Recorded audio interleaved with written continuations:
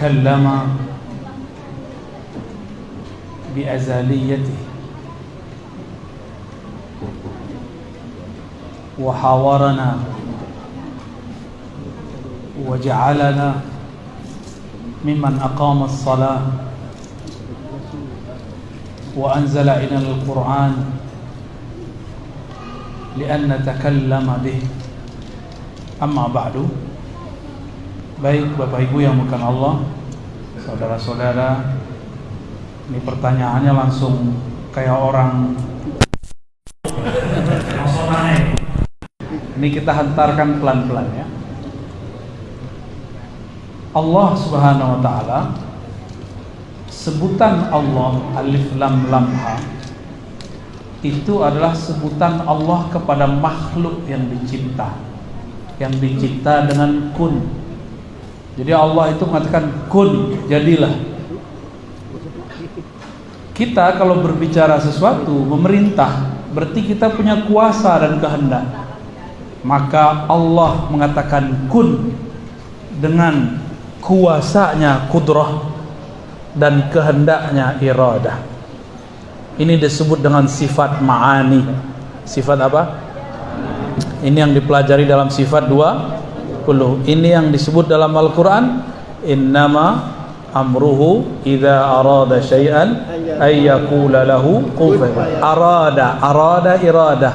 Allah kalau berkehendak cukup kata kun. Karena dia punya kudrah kekuasaan, maka kunnya berlaku. Kalau penguasa cukup pakai laksanakan semua. Jadi kun itu laksanakan, kira-kira begitu. Ya. Kun itu dua lafaz, dua huruf, kaf dan nun. Kaf dan nun. Bagi ulama ahli huruf seperti Imam Ibn Arabi Al-Buni, imam-imam yang lain termasuk Imam Ghazali dan masyayikh-masyayikh yang saya talaqi kepada mereka, kun itu maknanya dua. Kaf pertama artinya kamal, kesempurnaan. Nun itu ada dua makna, nur dan yang kedua nar. Ini sudah pernah saya sampaikan di tempat lain. Kesempurnaan nurnya Allah, nur Muhammad sallallahu alaihi wasallam. Yang kedua, kesempurnaan narnya Allah. Nar itu disebut izzahnya Allah subhanahu wa ta'ala. Boleh juga disebut bayang-bayang dari nur Muhammad. Inilah yang sampai kepada wali-wali palsu. Dia merasa sudah wusul, sudah sampai jadi wali, padahal dia bukan wali Allah, dia wali syaitan. Kenapa? Yang dia alami bukan dari dasar nurnya Allah subhanahu wa ta'ala. Kalau nurnya Allah turun ke kalbu, kalau sudah turun nur Allah dalam kalbu, maka muncullah satu kesadaran. Karena cahaya yang di kalbu itu akan menghantarkan kepada hembusan Allah bernama ruh. Jadi di kalbu pakai kun, tapi masuk lagi, dia tambah terang, maka dia tambah melihat asal usulnya dari mana.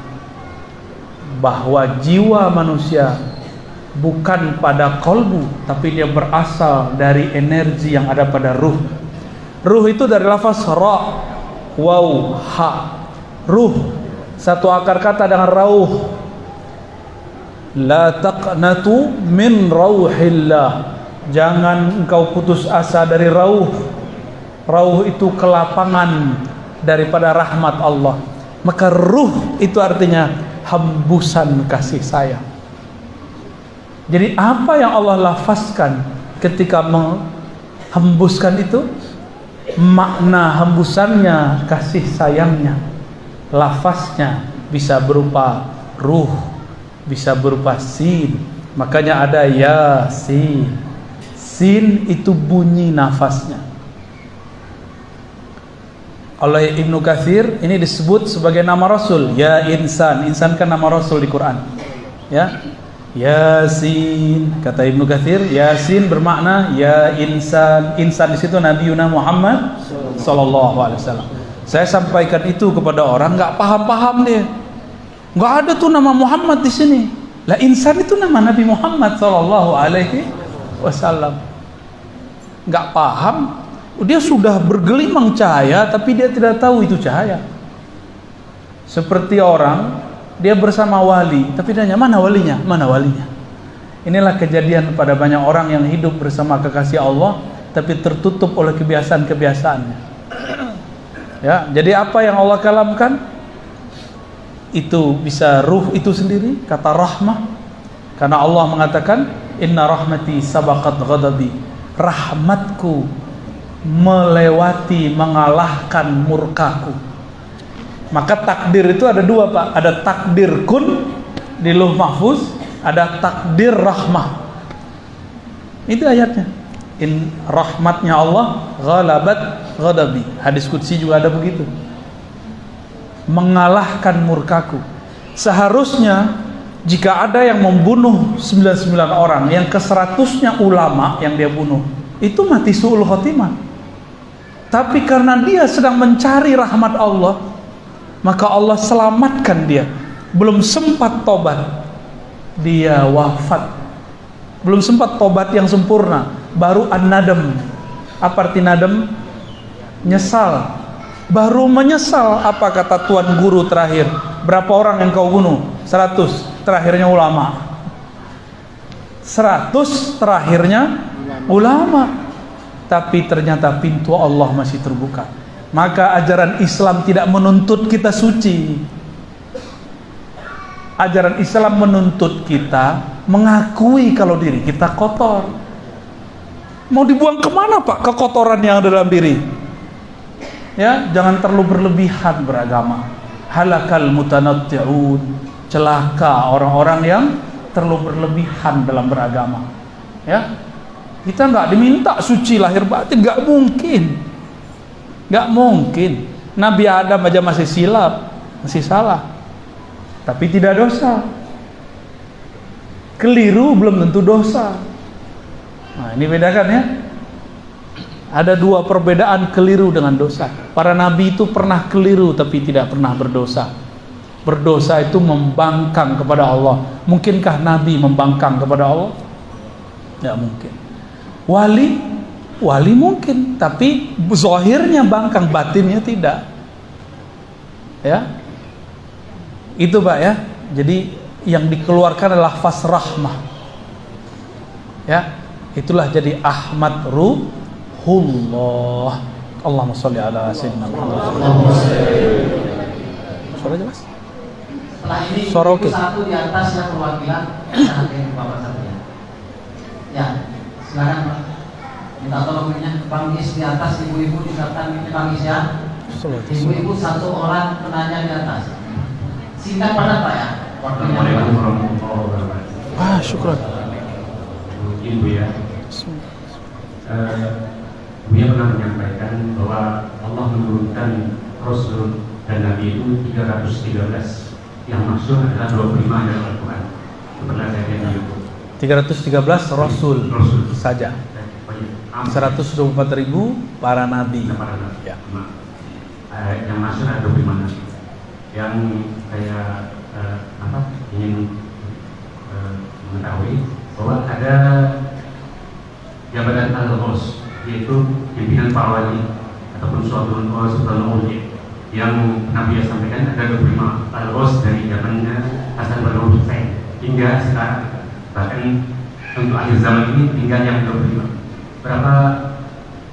Berapa besar perintah Allah untuk kita menemukan seorang wali itu, dan berapa efek sampingnya kalau kita tidak menemukan. Terima kasih Bu ya. Baik. Bagus Pak. Kalau Rasulullah masih hidup, kita diperintahkan bertemu Rasulullah. Tuba liman ra'ani, beruntung yang melihat aku. Kalau tidak bertemu Rasul, ketemu orang yang bertemu Rasul. Tuba liman ra'a man ra'ani, beruntung orang yang melihat orang yang melihatku. Gak bertemu juga murid Rasul sallallahu alaihi wasallam, maka carilah orang yang berguru kepada murid sampai sekarang. Perintah itu Pak. Karena ada tuba itu satu pohon keberkahan ridwanullah di surga. siapa yang memandang wali, ulama, pewaris Nabi, bukan pewaris iblis. Ya, ada ulama pewaris iblis. Nauzubillah min. Saya pun berlindung setiap hari, ya Allah, jangan jadikan lidah ini zallat, keliru. Ya, karena sekali keliru, ujiannya orang yang megang mic, public figure, ustadz, khotib, malu mundur, malu minta maaf. Itu ujiannya. Maka kalau saya ada salah, kasih tahu. Nanti saya cek benarkah salah menurut ilmu yang kita pelajari. Jika salah, saya minta ampun dan saya minta maaf kepada umat.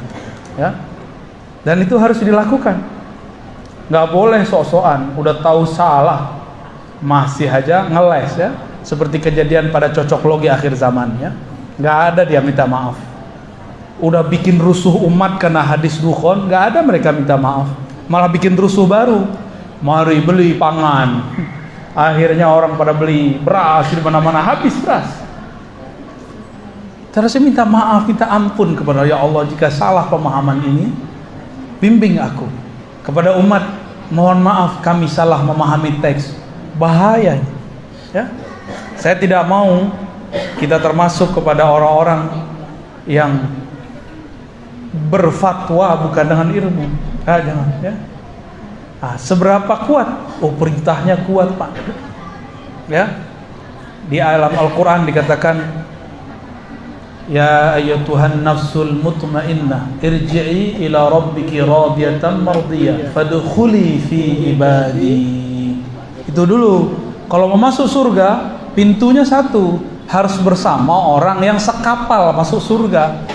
Fadkhuli fi ibadi, maka masuklah ke dalam golongan yang menghambakan dirinya kepadaku. Orang paling merdeka di alam semesta adalah orang yang menghambakan dirinya kepada Allah, karena Allah bukan materi. Menghambakan diri kepada Allah, itulah kemerdekaan sejati. Bebas orang itu. Tapi kalau kita ini hidup mencari fulus, fulus itu materi, capek. Ta'iba abdud dinar. Allah itu, setiap orang mengenal Allah, mencintai Allah, maka setiap itu juga ada bebas. Hur, ahrar, hamba yang bebas. Ya. Jadi perintahnya kuat, Pak. Perintahnya kuat, nggak boleh sendiri-sendiri. Ini larangan mafhum mukhalafahnya, pemahaman di balik ayat ini. Jangan sendiri-sendiri, jangan berpecah belah, jangan berpisah dari majelis para aulia, para ulama-ulama yang bersanad kepada Rasulullah sallallahu alaihi wasallam. Maka ciri-ciri musuh akhir zaman, mereka yang suka memecah belah. Ada majelis, dia buat majelis baru lagi. Kecuali majelis yang dia buat ini untuk menyokong majelis yang besar, baru boleh. Ya. Gak boleh dia buat majelis dalam majelis. Kecuali gurunya mengatakan, mau buat majelis nih, kuatkan. Hanya kelompok khawarij yang mencoba memecah belah, ya. Kita tidak mau seperti itu. Jika ini terjadi di tarekat, di pergerakan, maka pastikan itu orang yang memecah belah, di dalamnya ada nar, bukan nur. Ya, hati-hati. Baik, gitu Pak ya. Ini baru satu ayat kita pakai, ayatnya banyak lagi. Ya. Wallahu a'lam bishawab. Silakan ibu-ibu. Ya, satu, Bang Is di atas ya. Baiknya.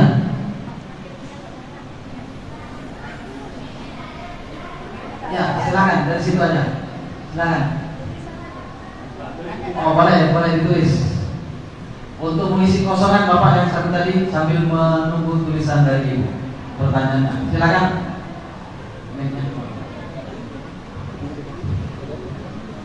Assalamualaikum warahmatullahi wabarakatuh. Katakan Pak. Izin Bu ya. Ini pengalaman saya tarekat dari kelas 5 SD. Jadi semasa saya tarekat, kejadian mimpi, dan mimpi itu kejadian yang menjadi kenyataan. Hingga saya pergi berangkat umroh, apa yang saya dapatkan di perjalanan masuk Madinah sampai Mekah itu semua perjalanan hidup saya. Dan yang saya pertanyakan, Bu ya, hati ini saya ingin mencari jati diri saya. Cuman sampai sekarang saya sendiri belum tahu mana jurusan saya. Begitu aja Bu ya. Apa pertanyaan? Saya sendiri. Beliau bermimpi bahwa setelah mengikuti tarekat itu seperti dibimbing gitu dalam Oke. Ya, kalau dalam ilmu psikologi namanya deja vu. Tapi psikolog tidak ada satupun yang sepakat sampai hari ini. Kalau bagi ahli rohani itu gampang, ya. Kita kalau misalnya nih Bapak ngomong, kamu nanti bakal begini, terjadi. Saya mau tanya, orang itu terjadi sesuai dengan yang kita kalamkan karena kita yang ngomong atau karena takdir Allah? Terus kenapa merasa keren? Tuh apa kata gua? Itu kan kejadian kan gitu. Ya. Orang itu mengalami yang kita kalamkan bukan karena kalam kita, tapi karena takdir Allah. Saya mau tanya lagi. Orang yang mengabarkan masa depan atau orang yang melihat masa depan, itu yang memperlihatkan, yang menggerakkan dia bicara siapa? Allah. Jadi ini disebut khatir rabbani. Khatir rabbani itu lintasan yang masuk ke dalam qalbu, berasal dari Allah atau malaikat. Bisa jadi masa lalu, masa sekarang, atau masa depan. Jika itu terbersit di qalbu, itu bukan kita yang membersihkan, itu Allah lintaskan di kalbu. Maka tidak boleh merasa hebat, karena bukan kita yang melintaskannya, Allah lah yang mengirimkannya ke dalam kalbu. Jadi itu biasa Pak ya. Kami orang yang belajar zikir biasa ngalamin itu ya. Jangan merasa aneh, biasa aja. Jangan merasa kemudian saya ini kok begini gitu ya. Biasa aja. Amalkan zikir tarekat yang sudah dipelajari dari guru-guru, lalu tambahkan kajian ma'rifatullah. Jangan hanya berhenti di wiridan, harus belajar kajian ma'rifatullah. Insya Allah akan lebih upgrade. Torikot sekarang kebanyakan berhenti di wirid, riyadhah, puasa. Yang naik cuma Islam dan iman, ihsannya nggak pernah naik. Ihsan itu anta'budallah ka'annaka tarah. Engkau ibadah seakan memandangnya, dan itu hanya bisa dengan ma'rifatullah, mengenal Allah. Ya, wallahu a'lam bis-shawab. Satu lagi pertanyaan dari ibu-ibu ya. Ya, nanti habis ini. Seorang suami di zaman Rasul melarang istrinya, dan itu kalau istrinya patuh masuk surga. Tapi pertanyaannya dari ibu ini bahwa bagaimana hukumnya ketika suami-suami masa sekarang melarang istrinya ikut majelis taklim? Suami yang mana tuh? Sini berdiri, suaminya yang mana? Hah? Kalau ente orang alim nggak apa-apa ya. Kalau ente orang kiai, ustadz, larang bini boleh. Bisa didik lama di rumah. Tapi kalau kita nggak sempat mendidik istri, nggak sempat mendidik anak, sudah sibuk dengan dunia, lalu hanya mengizinkan istri ngaji lewat YouTube, dan itu berbahaya. Ya, emang ada di zaman sahabat Rasul dulu istri-istri nonton YouTube? Nggak ada. Jangan buat bid'ah baru lah. Bacalah Sahih Bukhari, Kitabul Ilm. Istri-istri, perempuan-perempuan di zaman Rasul dikhususkan waktu ngaji. Yang ngajar laki-laki, boleh. Gak usah cemburu, ente waras nggak? Masa cemburu sama ustaz? Ya, kan nggak mungkin lah. Di zaman itu nggak ada pakai hijab. Nggak ada pakai hijab di zaman itu. Diizinkan. Rasulullah bahkan ketika walimah, orang-orang walimah resepsi, itu datang yang nyambut perempuan. Nggak ada pembatasan. Itu baru sekarang-sekarang aja kita yang saklek. Boleh sih boleh. Cuma jangan saklek lah beragama itu, ya. Yang penting tidak ikhtilat yang batil. Ikhtilat itu dua, ada yang batil, ada yang jaiz, mubah. Ada ikhtilat campur baur yang boleh, ada campur baur yang batil. Kalau itu sudah mulai buka aurat, bersentuhan, itu baru ya. Jadi pandang-pandanglah diri. Kalau tidak bisa mendidik, kita bukan ulama, bukan guru, baru hijrah kemarin sore larang istri ngaji, ya. Ini aneh, ya. Saya aja udah gak sempat ngajar istri saya, Pak, karena Bapak undang terus kan. Baru juga kemarin kesini diminta lagi, ini udah datang lagi undangan baru. Tapi kita belum terima, Pak, ya. Sudah gak ada waktu sama anak, sudah gak ada waktu sama pasangan. Itu saya Bapak Ustadz, Pak, ya. Terus antum basic umum, baru hijrah pakaian, belum hijrah otak, belum hijrah dada. Akhirnya dulu karakternya pemarah, sekarang bajunya sudah islami, di dalamnya masih pemarah, sekarang marahnya pakai ayat. Hijrahkan dulu kolbunya, hijrahkan dulu jiwanya, baru kita kemudian ngajar orang. Ya, kalau enggak tuh namanya nyiksa istri itu, ya. Yang begitu-gitu ya ngomong aja sama mertuanya. Ngomong mertua, jangan diam-diam aja. Boleh itu. Saya nggak nyuruh cerai, ya, nyuruh perbaiki, diperbaiki, ya. Hijrahkan dulu jiwa kita, baru didik jiwa orang. Hijrahkan dulu isi otak ini, baru hijrahkan didik isi otak orang. Hijrahkan dulu ruh kita, baru kita bisa menghijrahkan ruhnya orang. Kalau baru dulu pakai celana pendek, sekarang pakai sarung, itu belum itu, ya. Dulu celananya di mata kaki, sekarang jingkrang, itu belum. Itu baru penampilan. Ilmunya harus benar. Ilmu itu bukan di pakaian, ilmu itu ada di kolbu. Allah simpan di kolbu. Dan kolbu kalau sudah berisi ilmu, nggak mungkin dia sombong, dia pasti turun.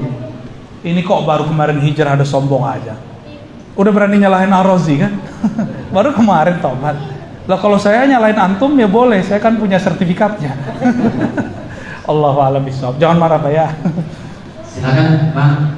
Setelah ini dari Ibu satu lagi. Singkat padat. Assalamualaikum warahmatullahi wabarakatuh. Assalamualaikum. Izin Buya, sebenarnya malu mau bertanya di Buya karena Buya menjelaskan baru pakai peci, hatinya belum, malu sudah mau bertanya. Izin Buya bertanya, Buya. Ini mungkin belum saya pahami, saya berguru juga, Buya. Kami dari Kabupaten Sintang, ya, jauh ya. 8 jam dari 8 jam. 8 jam, Buya. Masya Allah. Izin Buya bertanya, Buya. Ada kalimat yang pernah saya dengar dari guru saya dan belum saya pahami seutuhnya, Buya. Kenalah dirimu rata-rata, maka kau akan kenal Allah yang nyata. Maksudnya gimana, Buya? Kenalah dirimu. Kenalah dirimu rata-rata, maka kau akan kenal Allah yang nyata. Masya Allah. Bahasa Arabnya, a'rif nafsak, ta'rif rabbak. Kenali dirimu, maka engkau kenal Rabbmu. Gak usah diri yang batin, diri yang zahir. Saya mau tanya, nih Bapak kan punya kumis, ya. Itu Bapak yang numbuhin tuh siapa? Beneran, ya. Kumis manjang, manjang nggak? Ini manjang nggak? Manjang? Hah? Manjang nggak nih? Enggak, ya. Siapa yang atur? Kita yang atur atau Allah? Tuh, baru satu rambut sudah kenal Allah. Allah yang menumbuhkan kumis, namanya Al-Muhyi. Allah yang maha menghidupkan, munbit, menumbuhkan, ya. Itu baru satu. Tambah ke dalam, tambah semua, tambah kenal. Ternyata tidak ada peran kita sama sekali. Saya ngomong begini pun bukan saya yang bergerak, saya digerakkan oleh Allah Subhanahu wa ta'ala. Tapi kita punya adab. Kalau kita salah, kita tidak boleh menyalahkan Allah. Kalau kita taat, kita tidak boleh jumawa merasa taat. Kita katakan ini anugerah dari Allah. Kita zikir, kita nggak boleh merasa kita ini ahli zikir. Kita mengatakan terima kasih ya Allah, Engkau muliakan aku, yang hina ini menyebut namamu yang mulia. Gitu ya. Itu salah satu uraian pertama, ditambah terus sampai ke dalam, bisa pingsan Mbak nanti Pak. Gitu ya, jantungnya udah deg-degan dari tadi soalnya. Insya Allah, semoga Allah permudah. 8 jam ya? 8 jam. Insya Allah. Kalau Allah berkehendak tidak ada halangan ya, insya Allah. Amin ya Allah, kabul ya Allah. Dari terakhir ini dari Ibu Buya, di atas itu penuh dengan ibu-ibu karena di bawah tidak bisa menampung. Iya, iya. Pertanyaannya begini Buya, rupanya Ibu ini sering menonton di channel Buya dan dianjurkan untuk sering-sering bersolawat kepada Rasulullah SAW. Saya ini, kata Ibu, jarang bersolawat, tapi kalau mimpi saya itu bertemu dengan Rasul, apa benar itu seorang Rasul atau yang lainnya? Iya, Nabi mengatakan la tabqa minal mubasyarat, tidak tersisa daripada kabar gembira di akhir zaman illa ar-ru'ya as-salihah. Hadis Bukhari, hadis Muslim, At-Tirmidzi dan lainnya. Tidak ada lagi yang tersisa daripada warisan-warisan yang mengembirakan di akhir zaman melebihi ar-ru'ya as-salihah. Ru'ya ini ada dua, fil manam wa fil yaqzah. Dalam keadaan tidur disebut mimpi, dalam keadaan jaga disebut mukasyafah. Ya. Dalam keadaan tidur disebut mimpi, dalam keadaan jaga disebut mukasyafah. Mukasyafah itu torikohnya mesti torikoh ruhani. Tidak boleh torikoh selain ruhani, karena kalau selain torikoh ruhani pasti yang bermain jin atau syaitan. Oleh karena itu kita ketat dalam masalah pengalaman rohani. Kita tidak sembarangan terima pengalaman rohani. Bisa jadi itu dari syaitan. Kita tegas-tegas di situ. Meragukan, buang, tidak dianggap. Tapi mimpi ketemu Rasulullah, Nabi SAW mengatakan, fa inna syaitan la yatamatsalu bi. Syaitan tidak sanggup menyerupaiku. Syaitan coba-coba menyerupai Nabi, kebakar dia langsung, hancur dan dia tidak ada bekasnya di alam semesta. Ya, mereka mau naik ke langit ditembak oleh meteor. Menyerupai Nabi dibakar langsung oleh Allah Subhanahu wa ta'ala. Nggak ada yang berani. Kalau ngaku jadi Tuhan bisa. Ini anehnya. Jadi syaitan itu bisa ngaku jadi Allah, tapi kalau ngaku jadi Muhammad nggak bisa. Maka kalau ada orang ngaku ketemu Allah belum tentu benar kalau tidak lewat baginda Rasul sallallahu alaihi wasallam. Tapi dia bertemu Rasulullah dulu, lalu bertemu Allah, itu hak. Ya.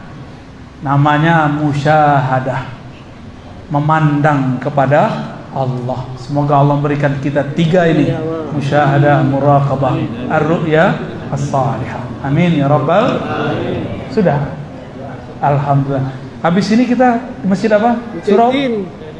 Surau masjid ya? Masjid Mujahidin. Masjid Raya Mujahidin. Oke. Nanti doanya di sana aja ya. Saya diminta untuk ngasih apa ini? Penyerahan Ya. dalam bentuk buku ya. Ke Pak siapa nih? Kepada Pak Zainal Abidin disilakan. Sebelumnya saya sampaikan assalamualaikum warahmatullahi wabarakatuh.